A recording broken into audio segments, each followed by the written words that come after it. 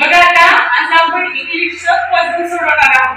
थोडं बरोबर मराठी मधलं थोडं तुम्ही सोडवता की नाही. तर आपण आज आनंददायी शनिवार या उपक्रमांतर्गत इंग्लिशचं काय सोडवणार आहोत, पझल सोडवणार आहोत. आता हे पझल सोडवत असताना यामध्ये मी काही स्पेलिंग्स दिलेले आहेत शब्द इंग्लिशचे आणि हे कोणते कोणते आहेत बघा. Mother, number, teacher, parrot, unless आणि ऑरेंज. आता हे पाच जे वर्ड्स आहेत ते या टप्प्यामध्ये आपल्याला बसवायचे आहेत, फिट करायचे आहेत. पण ते शब्द अर्थपूर्ण तयार झाले पाहिजेत. वरचेच पाच शब्द याच्यामध्ये बसले पाहिजेत. याच्यामध्ये मी मधले शब्द दिलेले आहेत. तर तुम्हाला सोडवता येईल का? बरं, आता कोण सोडवतो पहिले? एकच करायचंय ना, जास्त सगळं सोडवायचं नाही. जर प्रांजली पहिलं वर्ड तयार घे. दुसऱ्या रंगाचा खडू घे. हा ठीक आहे. पाच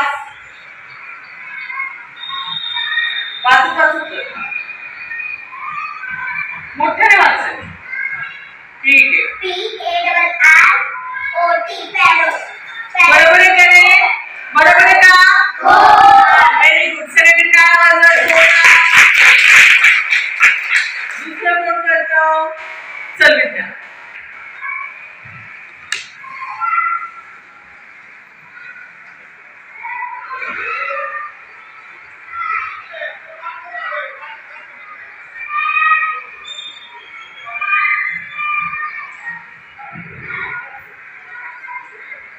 पाच आता शब्द. ऑरेंज म्हणजे संत्री. बरोबर आहे का रे?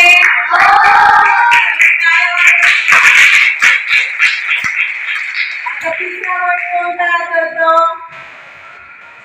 चल उत्कर्ष.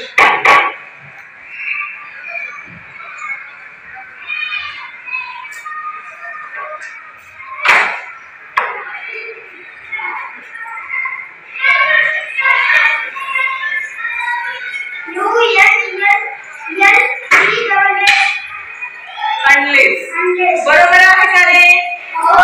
छान. सगळ्यांनी टाळ्या वाजवा. चौथा वर्ड तयार करतो बरोबर. चल राधिका. राधिका करून दाखवते ना. चौथा वर्ड बरोबर करते का बघूया. चल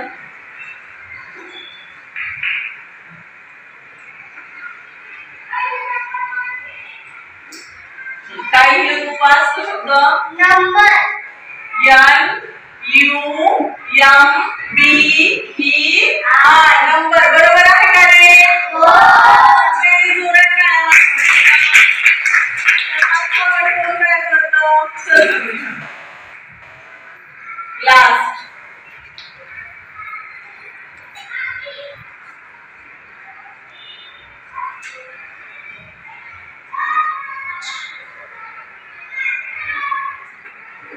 वाचा तो वर्ड. डेंजर. बरोबर आहे का? हो. Very good. छान.